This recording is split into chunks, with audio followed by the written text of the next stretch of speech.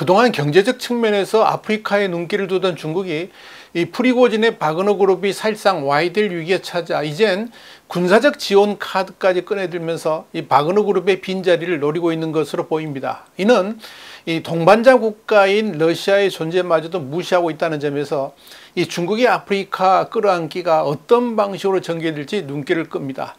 중국의 음흉한 속셈을 Y타임스가 파헤쳐봤습니다. 지금 시작합니다.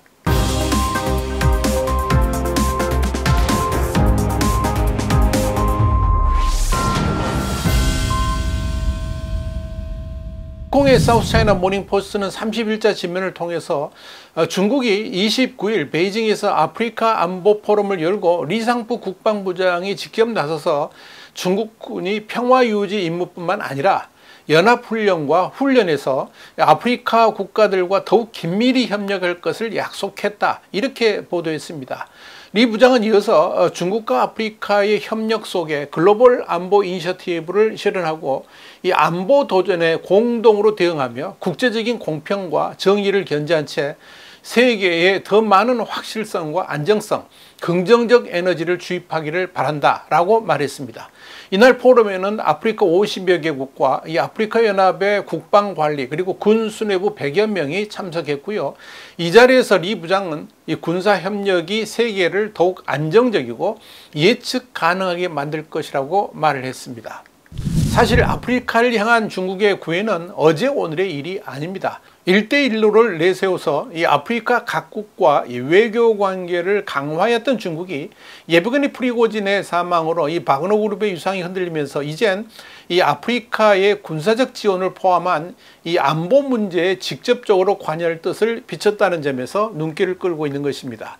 중국 관영 CCTV가 보도한 바에 따르면 리 부장은 우리는 공동의 포괄적이고 협력적이며 지속가능한 안보의 비전을 견지해야 된다 그러면서 우리는 대결이 아닌 대화, 동맹이 아닌 파트너십, 제로섬이 아닌 윈윈의 새로운 안보의 길을 거래한다라고 강조를 했습니다. 리 부장은 이어서 중국은 아프리카 국민들과 한마음 한뜻으로 글로벌 안보 이니셔티브를 함께 이행하고 공동 운명의 안전한 중국, 아프리카 공동체를 함께 건설하기 위해서 굳건히 설 용의가 있다 그러면서 노골적인 추파를 던지기도 했습니다. 회의에 참석한 아프리카 국가대표들은 아프리카의 평화와 안보, 해상 안전, 또 테러 대응 상황, 아프리카의 뿔, 이 대륙 동북부 지역을 아프리카의 뿔이라 하는데 이 지역 형세 등의 의제에 관해서 발언했습니다. 아프리카 대표들은 또 중국이 아프리카의 평화와 안보에 보내준 지원에 감사를 표하면서 중국과의 협력 강화에 대한 기대도 드러냈다, 이렇게 중국 국방부는 전했습니다. 흥미로운 것은 이번 회의가 시진핑 국가주석이 브릭스 정상회의와 중국 아프리카 정상회의를 위해서 21일부터 24일까지 남아프리카 공화국을 방문하고 돌아온 지 나흘 만에 열렸다는 점입니다. 어찌 보면 중국이 아프리카 공략에 외교적 명운을 걸고 있다라고 말할 정도로 총력전을 펼치고 있음을 알 수가 있습니다. 또한 중국이 인프라 건설과 무역 등 경제 영역에서부터 글로벌 다자주의 확대 같은 정치 안보 영역까지 아프리카 끌어안기에 나서고 있음을 보여주는 것이기도 합니다. 사실 그동안 중국은 해외 파병 평화유지군의 80% 이상인 32,000여 명을 아프리카에 배치하고 있기도 합니다. 참여 중인 UN 평화유지 임무는 17개로 UN 안전보장이사의 상임이사국 가운데 아프리카에 가장 많은 병력을 보낸 국가입니다. 중국군의 해군 함대가 이 아프리카 국가들을 정기 방문하는 일도 자주 공개되고 있습니다. 이와 관련해서 관영 황구15 영문판인 글로벌타임스는 중국은 아프리카의 바람을 전적으로 존중하고 국제관계의 기본 규범을 준수하면서 아프리카의 평화 안보 문제에 대한 관여를 강화해 왔다라고 자평하면서 중국이 앞으로 아프리카에서 군사적 영향력을 더 키우게 될 것이다, 이런 전망을 내놨습니다. 숭웨이 베이징 외국어대 국제관계학원 교수도 글로벌타임스의 강대국 간 일방주의의 부활과 지정학적 경쟁의 격화는 아프리카를 중요한 경쟁의 장으로 만들었고 이런 역학관계는 아프리카의 안보 상황과 발전에 악영향을 끼쳤다라고 말했습니다. 중국은 그간 일방주의의 주체로서 미국을 지목해 비판하면서 다자주의를 내세워 왔었습니다. 글로벌 타임스는 또 중국은 아프리카 국가들과의 군사기술 교류에 참여하고 아프리카의 군대, 국방당국과의 합동훈련 등의 열린 태도를 유지하면서 이 평화유지군 훈련도 제공할 것이라는 중국 군사전문가 숭중핑의 의견도 소개를 했습니다. 자, 중국이 이런 태도는 사실상 그동안에 러시아가 용병 집단인 바그너 그룹을 통해서 아프리카 독재자들의 뒷배 역할도 하고 그러면서 지하자원을 강탈해 가던 그 역할까지도 사실상 마다하지 않겠다, 이런 노골적인 의사표명을 한 것으로 판단이 됩니다. 중국은 러시아의 우크라이나 침공 이후에 국력이 쇠해진 틈을 타서 러시아의 빈자리를 대체하려는 그런 시도를 다양하게 펼치고 있습니다. 이런 중국의 속셈은 중국 관영 언론들을 통해서도 명확하게 드러납니다.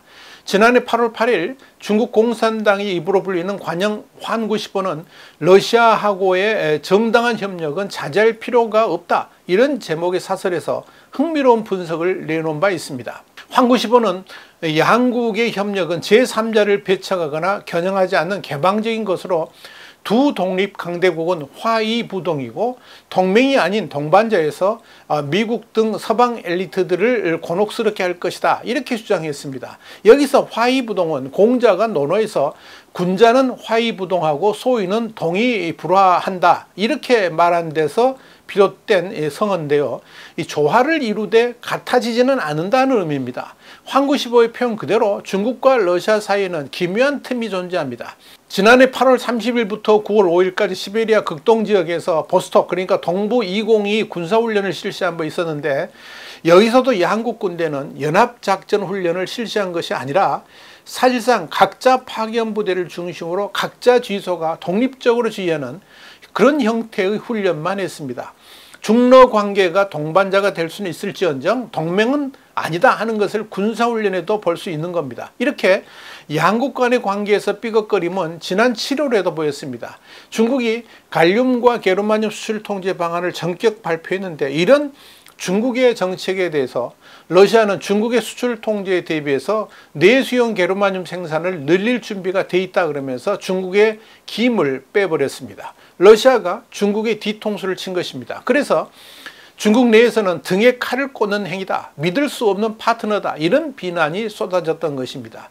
이뿐 아닙니다. 대외적으로는 중국과 러시아가 밀착한 듯 보이지만 그 속을 들여다보면 러시아가 전쟁으로 휘청거리는 틈을 타서 중국이 실속을 챙기면서 러시아가 만들어 놓은 꽃감들을 쏙쏙 빼먹고 있다는 인상을 지울 수가 없습니다. 중국이 러시아로부터 빼먹을 것들은 다 챙기면서 정작 러시아가 원하는 것들에 대해서는 고개를 돌리고 있다는 평가까지 나오는 겁니다. 실제로 중국은 우크라이나 전쟁으로 인해서 피폐해진 러시아의 국제적 빈자리를 대체하는 시도를 꾸준히 해나가고 있습니다. 그런 전략의 일환으로 아프리카에서 러시아가 차지하고 있던 이 군사적 역할까지도 이젠 중국으로 대체하려고 하고 있는 것입니다. 참고로 지난 2021년 7월 10일 홍콩의 사우스차이나 모닝포스트는 파키스탄에서 잠비아까지 누가 중국의 진짜 친구인가라는 제목의 분석 기사를 올린 바 있습니다. 중국 전문가인 마리아 시오우가 쓴 이 글은 중국 외교의 속내를 그대로 보여주는 아주 의미 있는 보도라고 할 수 있을 것입니다. 사우스차이나 모닝포스트는 중국 외교 성명의 영문판에 중국과 아이언클레드, 그러니까 쇠처럼 확실하고 믿을 수 있는 바위처럼 단단한, 이렇게 표현되는 국가가 14개 나라인데, 중요한 것은 이들 14개 국가의 명단에 러시아 그리고 북한이 없다라고 보도를 했습니다. 이렇게 러시아가 중국의 아이언클레드 국가에 포함되지 않은 것에 대해서 중국을 연구하는 탁사실라 연구소의 마노지 큐알라마니 연구위원은 러시아는 중국에게 전략적 파트너는 될 수 있을지언정 포괄적 전략적 동반자다, 이렇게 말하기는 어렵다 그러면서 이는 러시아와의 관계에서 완전히 가시지 않는 불확실성이 있기 때문이다 라고 말을 했습니다.